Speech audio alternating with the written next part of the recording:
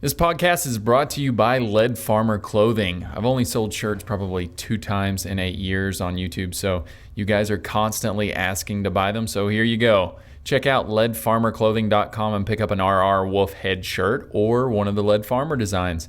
I'm not sure when I'm going to do another run of shirts, so grab one before they run out.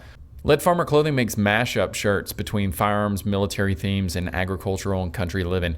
I'm personally digging the corn grenade shirt right now, so help support FullMag and go pick up a shirt today.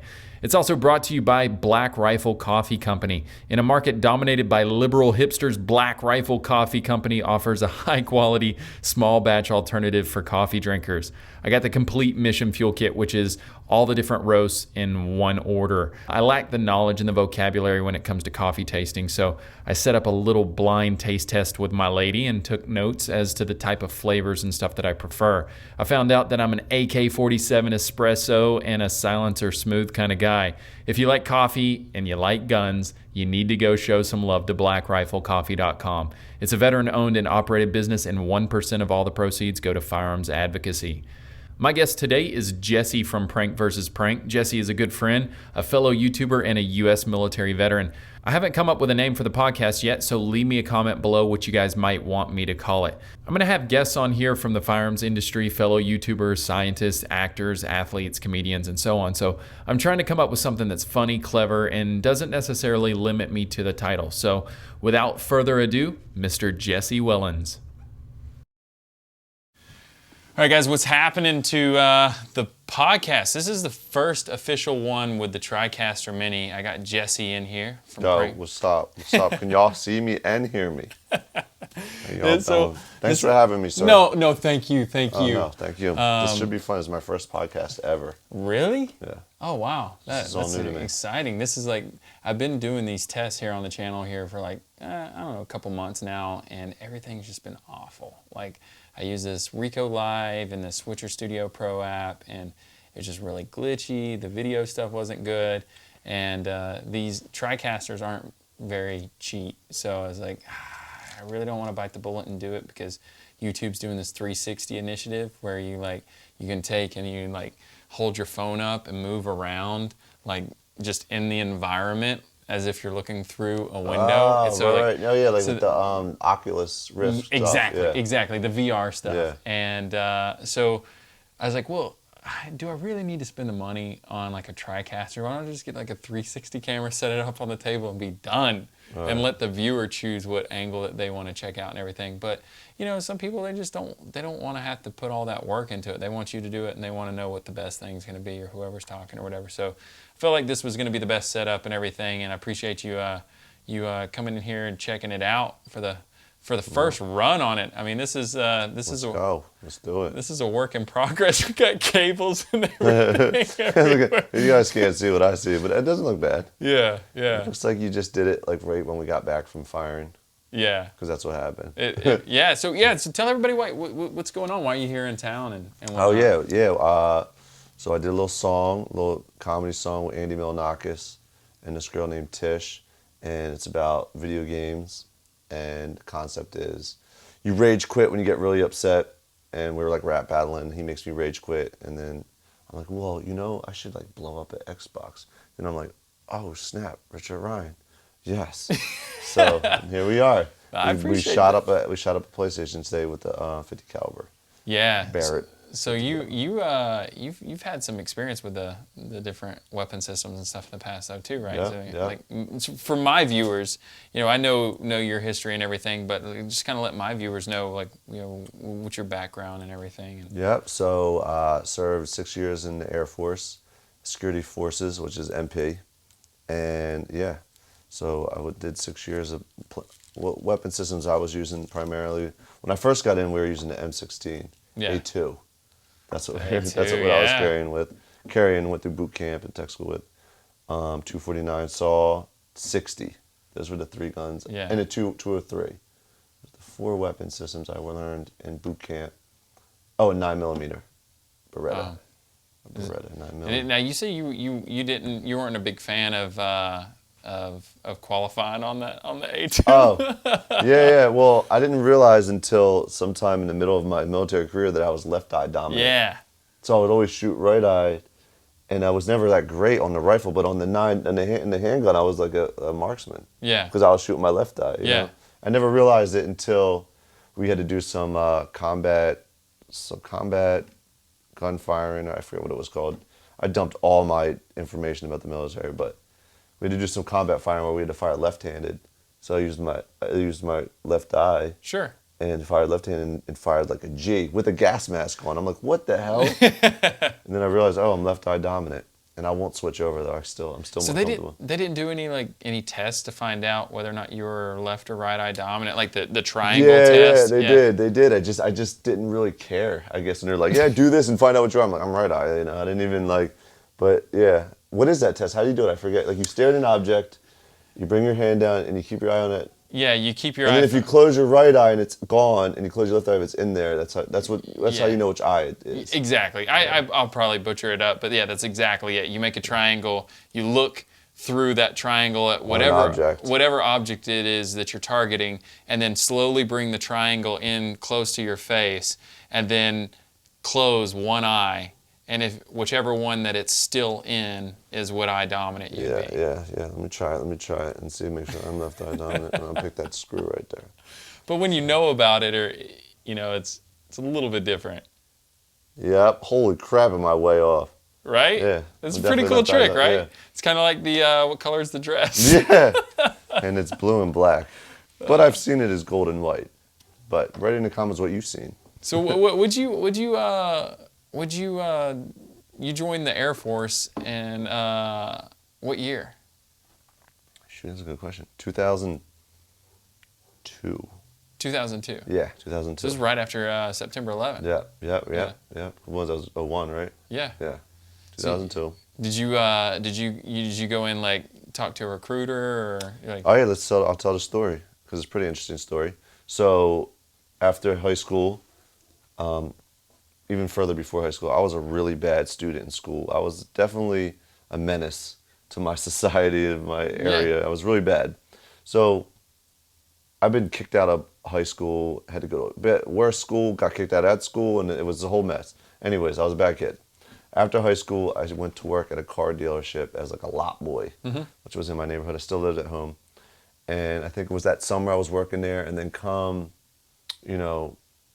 the winter again, I got fired, and my dad's just like, you need to get the F out. Can I curse on this? Yeah, use it. You need to get the fuck out of my house. You're 18 years old. You need to get out. And I'm like, whatever. I'll join the Army. That's what I thought. I'll join the Army. Talked to the Army recruiter. They set me all up. Let's go take the ASVAB and everything. Yeah. Took the ASVAB. Scored really low. Not gonna say what I scored. I scored high enough to get in the Army. I scored high enough to get in the Air Force by one point at the time because I heard it's different now. It's harder to get in the Air Force. Yeah. And but my brother was in the Navy, and he was like, "Listen, Jesse, just talk to an Air Force recruiter. Please don't join the Army. Just talk to an Air Force recruiter. That's all he asked me. Just talk to them." I talked to them, and they talked me into doing the Air Force. Yeah. And so I went to MEPS to go talk because I talked to a recruiter, and they bring you. Once you talk to a recruiter, they kind of talk to you about all the jobs and everything, and they bring you to MEPS. That's where you take like a physical and you see another recruiter, a different one, that tries to tell you what job you qualify for. What's your MOS? Yeah, and basically sign you up right there. So I went there. I had to cheat on the physical because I have flat feet. And you can't go in the military with flat feet because it causes shin splits. You run so much. So I kind of the recruiter at the time told me how to like bow my feet up so I wouldn't get caught for that. And then I saw the recruiter give me my job. He said, all right, what's your qualifications on the ASVAB test? You qualify for a cop. And I'm like, okay, and what else? No, that's it. Even though that's BS, there's a lot of jobs I could have qualified for, but that's probably what they needed at the time. Yeah. And I'm like, all right, well, I guess that sounds cool. And they're like, he's like, do you want to sign for 4 years or 6 years? If you sign for 6, we'll give you $4,000 and E3 when you graduate tech school. And I didn't care about the rank, but I'm thinking, $4,000? Yeah. It's kind of a lot of money, which is not, but I'm like, for 2 years of your life. Yeah. I'm like, can I call my dad? No, can't call your dad. I'm like, all right, 6 years. Really? Like, sign here, leave in 2 weeks. I was like, holy shit, that happened fast. Then they took me in another room, swore me in. I swore in. Blah, blah, blah, blah. You know what I mean? And that was it. And then I left in 2 weeks. My dad's like, what the hell? Why did you join for 6? If you had a question, you could have re-enlisted after 4. Why'd you do 6? I'm like, I don't know. And then, then I went freaking boot camp 2 weeks later. Wow. Yeah. So where were you first stationed at? After boot camp's in San Antonio. After boot camp, I went to Barksdale, Louisiana. Oh, really? Yeah.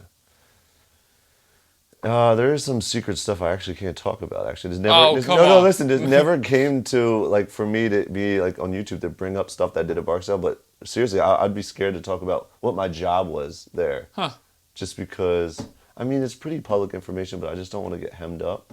Yeah. But I really want to tell you. No, I get it. I get it. I get it. You needed a really good clearance to get. That's why they sent me to that base, because I needed clearance. I'll just say I was protecting some very important resources. That's all I'll say. In Louisiana. Crawfish. With crawfish. Where I got married. Did you know I got married? What? You didn't know that? No! I got married in Louisiana from a girl from New Orleans. I was 20 years really? Old. Now why? Why was there a reason behind it? Because I think a lot of people will just get married. Well, a lot of people in the military get married for the wrong reasons. I Yeah. see it all the time. Yeah. So I was just another stat in that. But I met a girl. She was from New Orleans, but she was stationed at Barksdale as well. She was a cop just like me. She was cute as hell. We dated. We moved off base in an apartment together, and we said to each other, we were maybe dating 4 months. We said, if either of us, because your goal at Barksdale is to get out of Barksdale. That's what everybody wants to leave there. It sucks. So we're like, either of us get orders to leave. Let's get married so we can both go, because we hate it here. We both want to leave. Yeah. And it sucks if one of us leaves and when there's a relationship. So I actually got orders to Germany, which is like gold in Air Force. Like that's like, oh my God, that's like one of the coolest places to go. So I got orders, and she's like, well, you said we'd get married. And I'm like, oh shit. So I got married. Like my parents weren't even there. It was just like a justice of the peace thing. Oh, really? Yeah. And I wasn't really, which was a mistake, because I got to Germany, got divorced like 6 months later. Really? Yeah. Germany was. She got her orders. Right? She got to leave Barksdale too. So. Really? Where'd she go? She went to Germany too, because we were married. She had to come with me. Oh, okay. Yeah. Oh, duh. Yeah, you were stationed there for a while, though, weren't you? 2 years. Yeah. Yeah, you loved it there, huh? Yeah, I love Germany. So a couple of my buddies, I did this video. I don't remember the hexacopter one where we were dropping the explosives and whatnot for Ghost Recon Future Soldier. That's crazy. Yeah, my buddy Kyle, he actually he was stationed here at Edwards and just got sent out there to Ramstein and loves it. Yeah, it's a good base. I would love to go visit him out there. It's just you should, man. That area's cool. It's Kaiserslautern, the town, K-Town. Yeah, it's just hard. It's hard for me because most of the stuff that I do is firearms related, and outside of the U.S., there's only a few places that I can really go and do what I do with explosives and firearms and actually like film it. Cambodia is like one of those shady places where you can do. I'm going there. I'm going there, Vietnam, and Philippines. So those will hook you up there, the military and stuff like that. Really? But the problem with a lot of that, the ordnance and everything, like their RPGs and their 40 millimeter stuff, is that it's all Vietnam era stuff. So it's maybe somewhat questionable, and safety reasons. Yeah, and I was actually going to go out there and do some HE stuff a while back, just because the permits in the U.S. are so difficult, and there's only a few places you can really do like RPGs and stuff like that. Did you ever do that RPG video you talked about? No. Okay. So that's actually when I was supposed to be going to Cambodia, and then they ended up deploying their military to the border because of the conflict with Thailand. And oddly enough, Thailand was one of the other militaries that's like the most willing to help me out in any way that I'd want. Like I guess the prince has like an F-16 or something. Really? So whenever he goes out and takes his F-16 out. He flies it? Yeah, he flies it. That they take and they have to redirect all the commercial air traffic around that area because he's out there just like toying around in this F-16 and everything. But they've got everything. I mean, they're a fairly large military, so they've got all kinds of interesting things that we could film out there in high speed and stuff. But yeah, I just get really weirded out about some of those third world countries that, well, I mean, you know, for what it is, you know, like getting that second-hand explosives and stuff like that. You don't know what the life of it was or anything like that. So it's like, at least with the States, whenever I'm working with like the U.S. military or somebody like that, I know, okay, these guys, they got a defense budget. They need to spend that money every single year. So they're cycling through a lot of this stuff It might not be, right off the shelf, but it's fairly new. But yeah. So I won't be going with you to Cambodia to shoot RPGs. So you're taking a trip, right? Yeah, you talk about that? Yeah. You guys are just taking a vacation? Well, no, this travel agency called Kentucky flies me, or puts me on these trips all the time. And it's pretty cool. I do these cool trips. Like I went to Australia with them. I went to Europe twice with them. Really? So this next one is, what's that, Southeast Asia? Yeah. Yeah. So we're doing that. Thailand. They're just like, here, go travel. Well, they actually booked the whole trip. So they'll have, everywhere we go, they have it all set up. Hotel stay, activities, the coach. They have a coach, and they'll drive us to the next place. We have a travel manager, and it's like they usually use like 7 or 8 YouTubers. Yeah. We're all together and we do this trip. It's pretty cool. That's awesome. Yeah, it's pretty cool. That's awesome. Yeah, I wanted to go overseas. It's hard to find things to do, except for maybe going to like Germany and Norway, Italy, and stuff like that, and just doing like a skydiving, like base jumping trip or something like that. Because you and that damn skydiving, man. Yeah. I ain't doing that. I did it once. I won't do it again. Dude, it's the best. Do you always use the wingsuit when you do it, or just sometimes? So the funny thing is, like, so we just got back from Phil's bachelor party, and flying back on the airplane, there was like all this turbulence because the storm system coming through and everything, and I am like, oh, because you don't have a parachute with you. I don't have a parachute. Like people don't think that. They're like, oh, you skydive all the time. Why do you have a problem with it? It's because you don't understand. It's like you have control. It's like, well, no, you drive in your car, say 365 days out of the year, right? 365 days a year, you get in, you buckle up, and you drive, right? You do that for 2 years. That's approximately how many jumps I have, about 600, right? So then you get in your car and you go on a road trip and you don't buckle up. You feel naked. Right. And like me not having a rig on or anything like that, getting into an airplane, not jumping out just feels really vulnerable to me. And so, and then you start getting the turbulence and everything. You're like, there's no way out. And I know an easy way out if I had to. Yeah. Like the altitude of a plane, you can't jump out of the altitude that high, right? Well, actually, I shouldn't even say it because you have jumped out of. Yeah. I really want to like do some record jumps and try to go, like the 35 to 40,000, 45,000 feet and everything. And George is like, hey, can I get in? You want to be in the podcast, George? You're in it. You're in it. Yeah. He's got his second 5 seconds of fame. I'd like to do some more of those high altitude jumps, but it's crazy, man. Hypoxia is one of those things you think that, people go up to rock climb and stuff like that, or they go out in the mountains and stuff like that. They get short breath and everything, winded. You'll see a little bit like the skin pruning and everything like that, and not that big of a deal. But when you're at like 30,000 feet, there's not enough oxygen to sustain life. When you say 30,000 feet, is that 30,000 above sea level? When you say that? Or just from whatever you took off from? Yeah, so that'd be 30,000, I believe, above sea level. I don't think it's AGL. I think it's 30,000 above sea level. So, like, how high is Mount Everest? Do you know that? Oh, that's a Google question. I'm horrible at that. I'm just curious because, like, if Mount Everest, can you get the same feeling as if you're on the top of Mount Everest if you were on a plane, really? Well, because they're pressurized on planes. So yeah, it says Mount Everest is what? So it's 8,800 meters. So elevation is 29,000 feet. Is that right? I have no idea. That's why I asked. I don't know. Jeez. Yeah, so, I mean... planes are flying at the height of Mount Everest, basically. Yes. That's ridiculous. Yeah. I hope that's right, because I hope I'm reading that right, because it says, 88... All you brainiacs that are watching 8,800 meters. Let us know in the comments. Yeah, I mean, it says 29,000 feet. Oh, man, that's crazy. Yeah, because Big Bear and stuff like that around here is about 9,000 feet.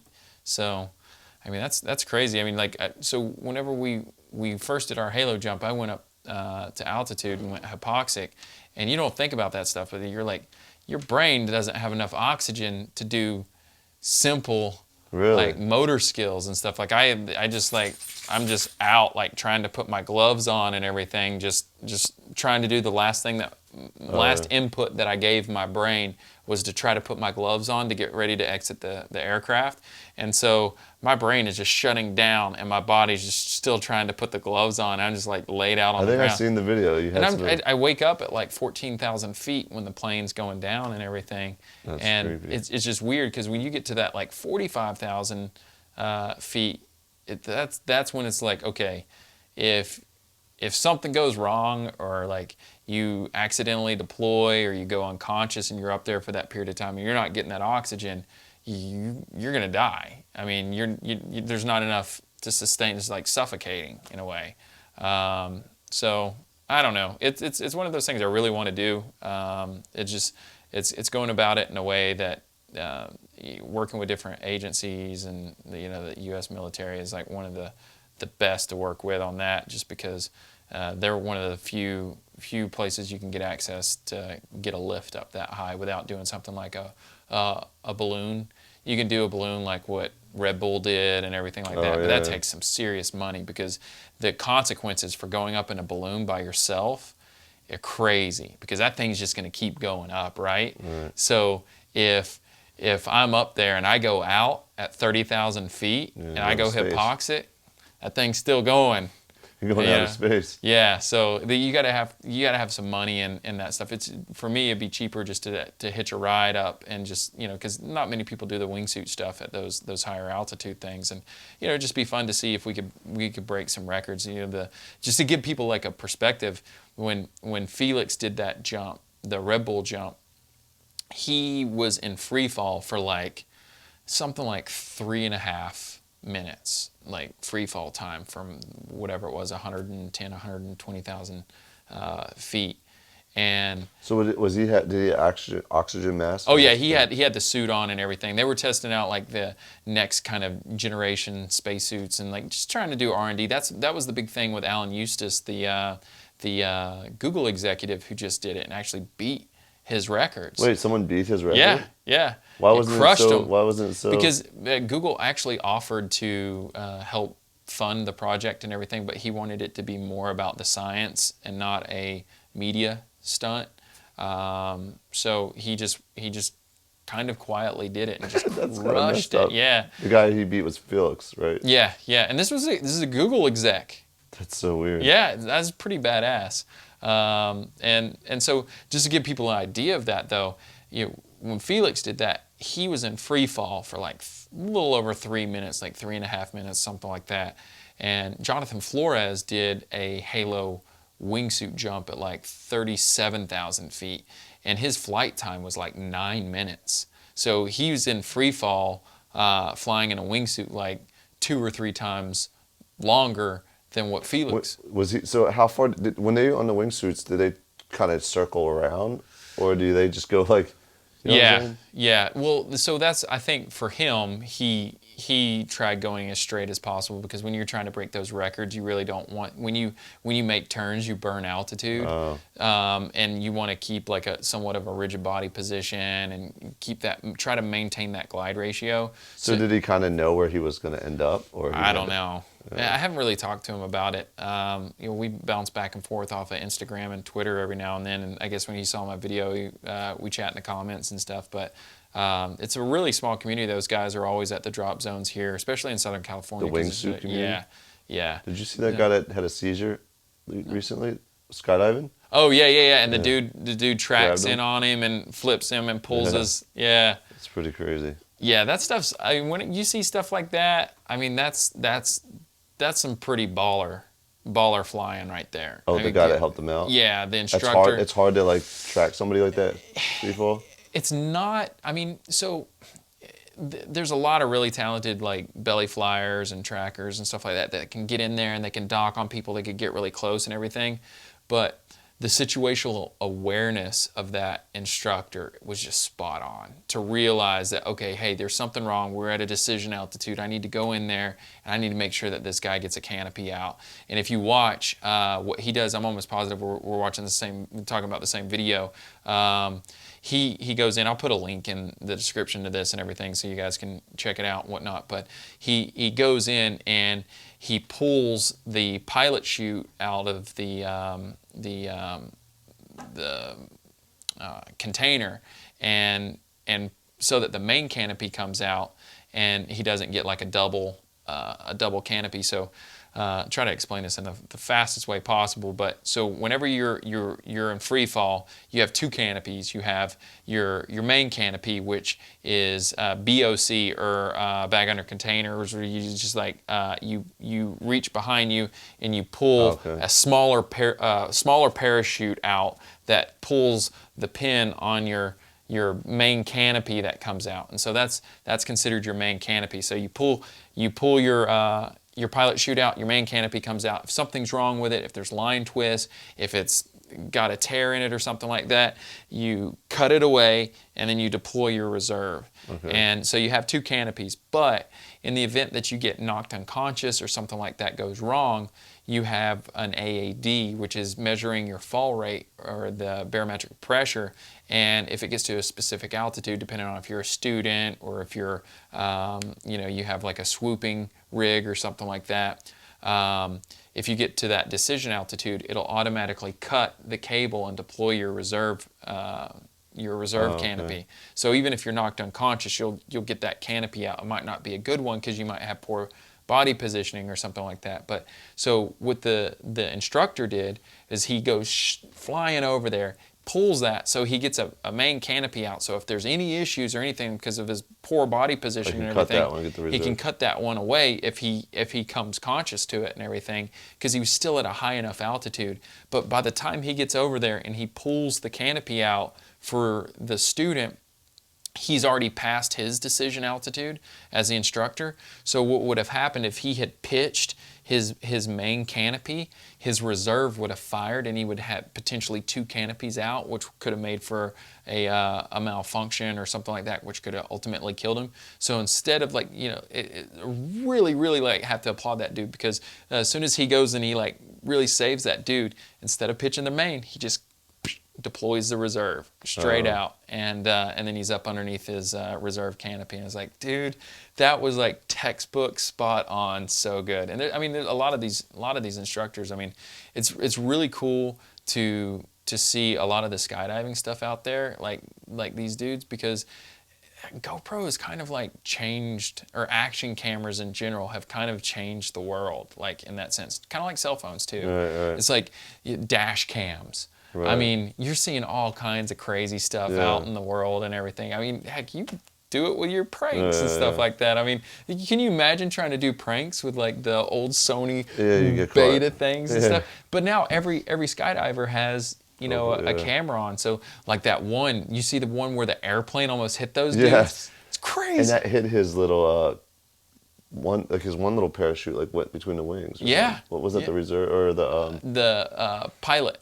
No, it could have been is there a little tiny parachute that pops out when you're scot free falling?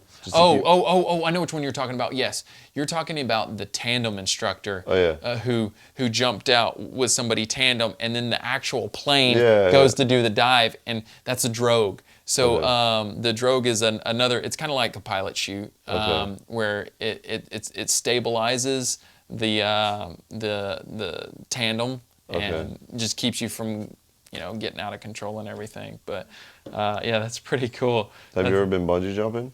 No, man, that terrifies me. That was, what, I'll have to admit, it was scarier than skydiving to me. Yeah. Because, this is the ground rush. Yeah, because this is the only reason it made it really scary for me. Well, two reasons, like you said. I had to jump. I had to make the decision to jump off the bridge. Yeah. Like when I went skydiving, I went tandem, the guy just pushed me out the plane, you know what I mean? I had no choice. So that was scary, and you're right. You see the ground coming at you so fast, you think you're gonna die. You're like, I'm gonna die, and then you have it. It's like you're good. Where'd you do it? In Australia, in TJ Hooker's spot. I think that's his name. He's the guy that invented bungee jumping. Really? Yeah. He's from New Zealand. See, I don't know. My thing is, I don't really have a judgment on it. It's just I'm ignorant to it. Right, because I feel like you have to build some type of confidence in some safety system before you can actually, like, motorcycles, perfect example. Like, whenever I first started riding motorcycles, like, I'm not going to do wheelies, I'm not going to go hard into corners, and it took no time before I built that trust, like the faith. I knew, like, how far I could push those tires after running them on tracks and stuff like that. And So you were hitting them wheelies? yeah, oh yeah, I was stupid. I Like look back, crotch rocket? yeah, Okay. yeah. I look back now, I was doing like 100-mile-per-hour wheelies and stuff like that, no helmet on, just like nuts. cheesing cameras and stuff. This is dumb. It's just stupid. You are truly nuts, man. I realize Yeah, it. but There ain't nobody on YouTube that's flight suiting, wheeling, shooting guns. He's the only one. I do want to do some stuff under canopy with some guns and everything. That would be kind of cool. But yeah, and that's the same thing with bungee jumping. It's like, I don't know enough about the safety protocol and like what fail-safe measures and everything, because like I say, when it comes to skydiving, you know, if I jump out, I have a main canopy. If something goes wrong with that, I have a reserve canopy. And if I'm wingsuiting with somebody and they're acting like an idiot, I'll just like turn it on and I'll fly away from them. I'll get the hell out of Dodge and I'll just like pitch away, or I'll pop up and I'll fly above them or something like that and just get out of the spot. But and even then, like I won't. It's so funny. We were talking about this the other day. It's like skydiving and wingsuiting is all about the risks that you're comfortable with taking, and it for every person it's completely different. Like jumping a GoPro camera is a risk. It adds a significant amount of danger to the situation.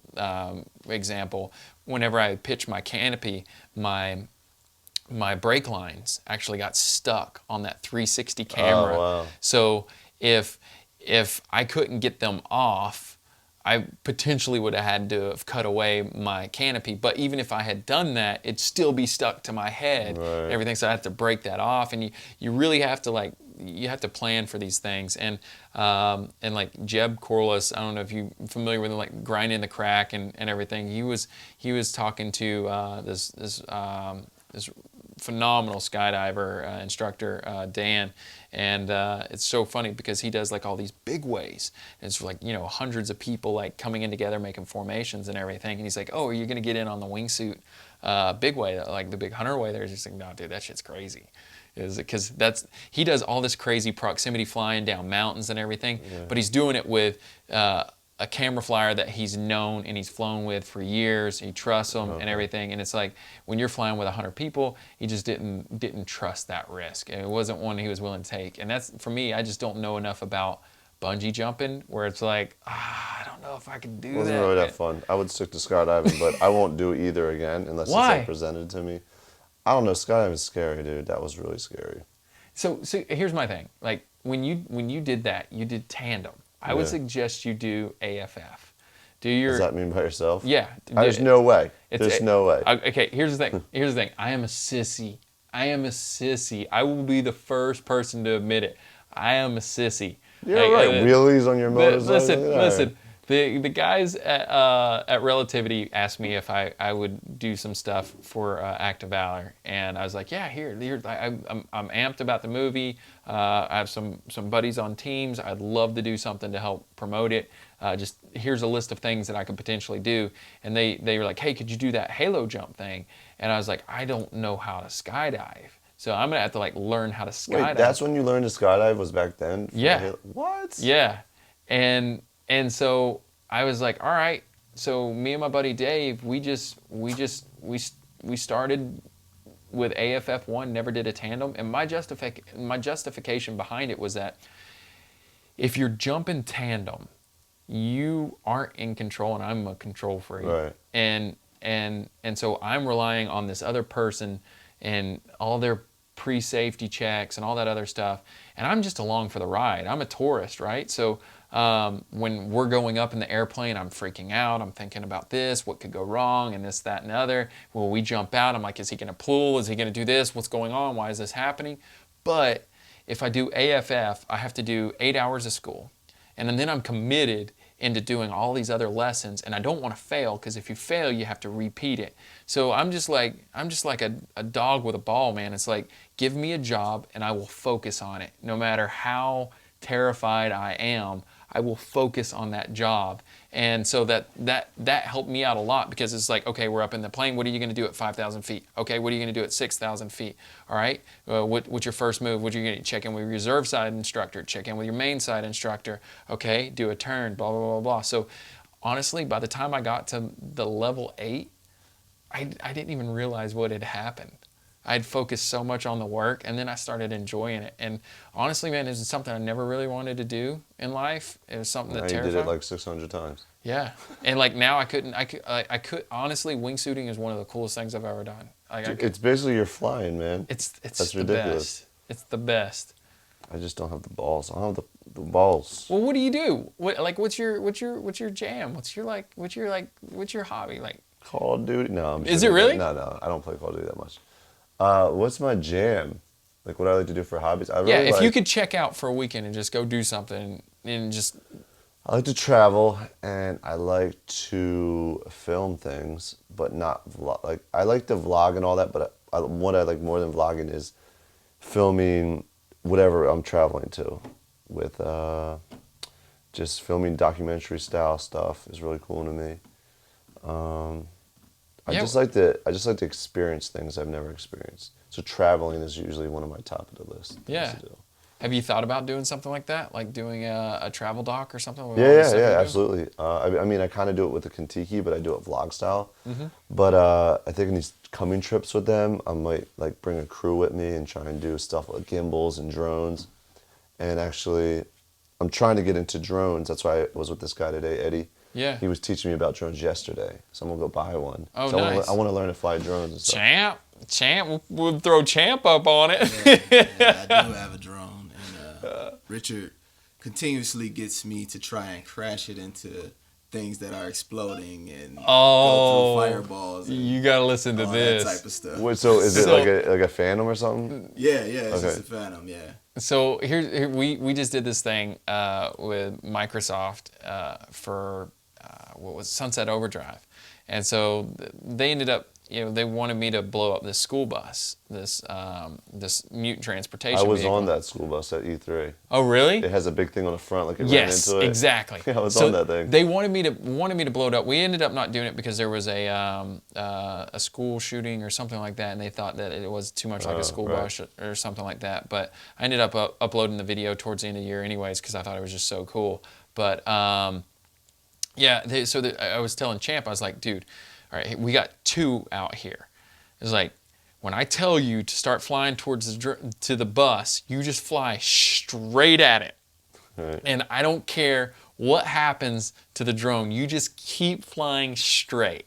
Okay? And like if it gets blown up, if it goes down, I'll buy you another one. All right? And because he was like, I want to get the new one. So you're hoping it'd blow up, right? Yeah. I tried. But I'll make it blow And up. so he tried. tried. So I start counting it down. And he starts flying it towards the bus and everything, and we blow it.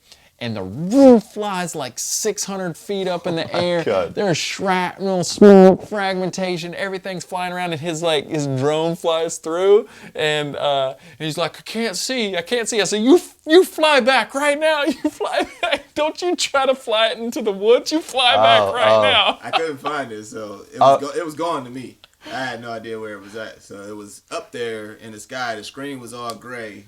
I couldn't see anything. And to me, it was gone at that point. But It came out? Oh, it was sick. It was sick. I flew back and I could see it again. Yeah, so we had 2 drones up there. We had one flying up like here, and then his flying this way. So we have the shot of his Of the drone going in? of the drone going in, That's and then you got like the side of the bus just flying straight at it. This is on your channel? I need to peep this Yeah, out. yeah, it was pretty cool. It was pretty cool. You gotta watch the recap to see it, I think. Yeah. Was it the end of the year recap or whatever? Are we buddies now? George is like, hey guys, can I? See this? I'm the dog whisperer. I really am. I don't got no streets up here.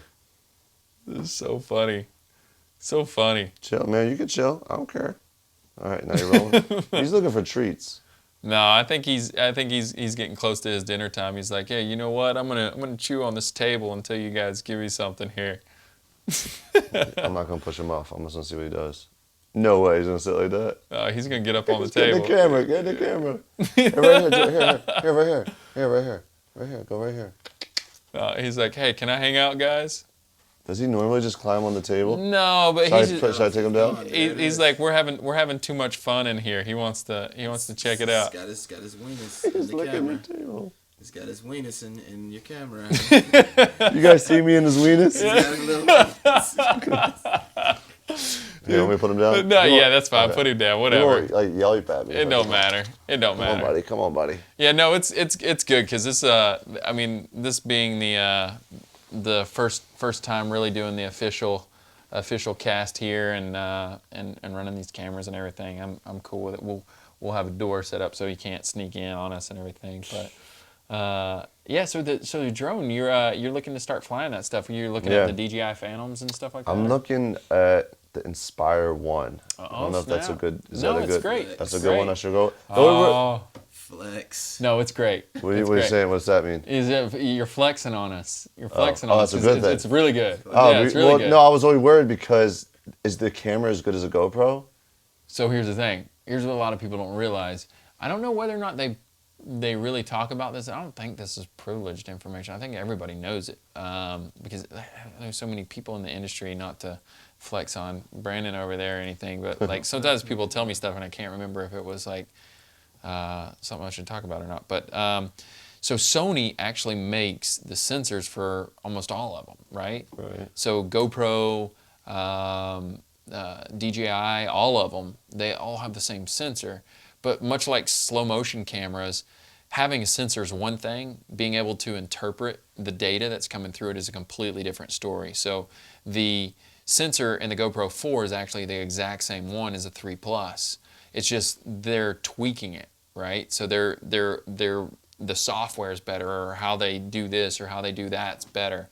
And the DJI, you're going to get the really, really good quality image out of it, just like you would out of a GoPro and everything. And honestly, like I started out making drones, like several years ago before they even really were like Commercially, they were more of a hobby thing than they yeah. were commercial. And I was like, it's too Apple like skin for me. Like it's packaged well, it looks nice, it looks like they're trying to cater to just people who want to get into it and everything. So like I'm not an Android fanboy, but I get where like some Android fanboys are like, no man, I want that power, I want that processor, I want this, or being able to do this or that. And like some people are just, no, I want the user interface of iOS. I want an Apple. I'm cool with it. I don't care if it's is that like and so I thought that's what the Phantom was going to be like, and the telemetry on it, the stabilization, everything on it's phenomenal. And they crush it, dude. They're so good. I mean, the DJI has some of the best stabilized gimbals out there. They have the Ronin, all that stuff. I mean, they're just knocking it out of the park. I mean, they were like this no-name company who just came out and just like kind of just. The Phantom was their first big thing, right? I bought that very first Phantom that came out. Did you? I bought it, the first one when DJI put that very first one out, and I crashed it the first day, and it doesn't work anymore. And it's been sitting in my house ever since. Oh, really? And that was like when it first came out, was that like 2 years ago maybe? Yeah. And I really wish I stuck with it because I would be nasty right now. Yeah, but you'll find that it's a lot easier now. The way that I heard they really improved everything. It's everything. The computers, the loiter, all the different modes and stuff like that. I was so blown away because it took us so much time to figure out how to program waypoints using Google Maps and stuff like that, and getting this thing to fly autonomously. And now you have, I don't think they're allowed to make them autonomous, the DJIs, something, the FAA regulations or whatever, but I think you can set waypoints or something like that. But dope. it's I mean, it's just phenomenal. And then Inspire is such a great, like, That's their new one, right? Yeah. Okay. That's what the guy suggested I would get. I was looking into like the big boy, the carbon fiber. Oh yeah, those spreading wings. Yeah, that you could stick like a GH4 on. Yeah. The problem with that is when you're going into other countries. Right. When you take like the Inspire or something like that, you could probably get away with a little better. It doesn't look as threatening as well. Exactly. It's a little more friendly. And he was telling me that big boy's like, you got to be a hobbyist. You got to understand all soldering. You got to know. And I don't know all that stuff. So I want something out the box. I can fly. And he said that's the way to go. So I'm gonna get it. I'm getting it. Come to my chain. I'm flying one of them one day. Yeah, you should do that, man. I'd be excited to see it. I'm a geek when it comes to stuff like that. When I first moved out to LA, I was all about sunrise Earth on Discovery, because I didn't have I had an HD TV at home in Tennessee, but I didn't have an HD signal from like a cable company or anything. And so when I moved to LA, Time Warner had ESPN and Discovery as HD, and like college football and Discovery was just like, oh my God, this is crazy. This is insane.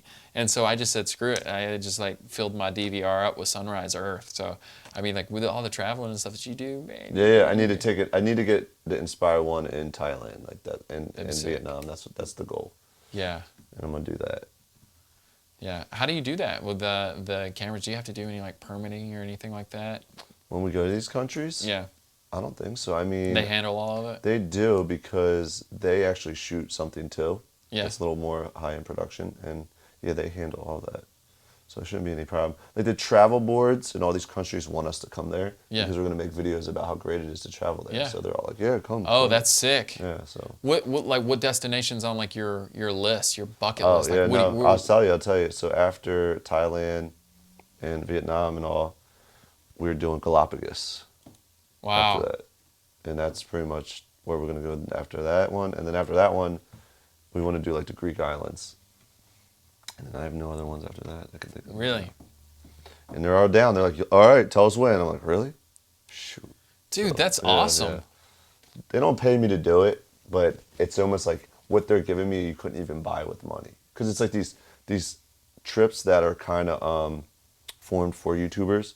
So it's like, I couldn't even go pay someone to do this for me. It's not even, it doesn't even exist. Yeah. But they provide everything. Like, make sure I have Wi-Fi every day to upload the vlog. Yeah. If I don't have it, they'll go get me some way of getting Wi-Fi to me. So awesome. every one of these trips I've been to all these countries, I've had Wi-Fi like to upload the vlogs every day. That's great. And yeah, it's awesome, man. Katiki's great.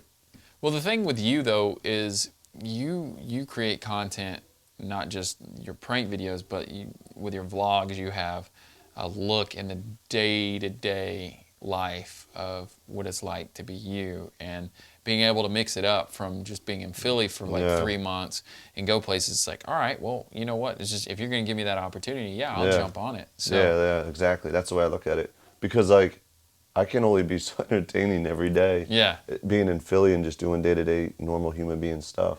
So it's always good to be like, go on a trip or go somewhere.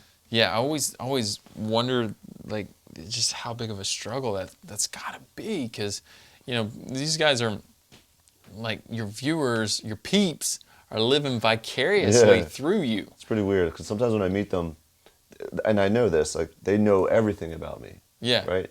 I know nothing about them. Yeah. So when they meet me, it's like a weird meeting, because they know everything about me, so they're very friendly, which is cool. But it's just like I don't know them yet, and it's like weird. Yeah. But I always encourage people to come and say hi to me and stuff. And it's true, like they know everything about me. So when they meet me, they know anything about me, you know. And, So and I know cool. nothing about them, and I'll get to know them. But it's just a weird meeting sometimes. You know what I mean? Yeah, but for you, you're fairly, you're not putting a hyper version of yourself out there that No, often. you're right. So it's not like I'm hiding anything. Right. So it's fairly an authentic experience. They know what they're expecting when they come to talk to you. And yeah. But I'm actually really shy, like when I meet new people. Like I'm so shy. So sometimes when people meet me, they're not getting the not shy me when I'm only talking to this. Gotcha. So sometimes they get like the shy awkwardness when I first meet somebody, and sometimes I'm sure they get confused. Like, wait a minute, this isn't the Jesse kind of. So that happens sometimes, but once I get to know people, I'll turn it up. For me, it's hit or miss. Like I don't know like what's gonna happen. Like when I run into random people, they're like, "Oh, you're that guy." No, they're not. They go, "Why do you always shoot that stuff? What's wrong with you? Why couldn't you just give that to me?" Oh, because you break everything. Yeah, you shoot everything. Yeah. That's true. I say that to you all the time. Like, man, I didn't even get the new iPhone, and you're out there shooting it. Yeah. What I tell people is I don't make my videos for the viewers to live vicariously through me. I make videos so I can live vicariously through myself.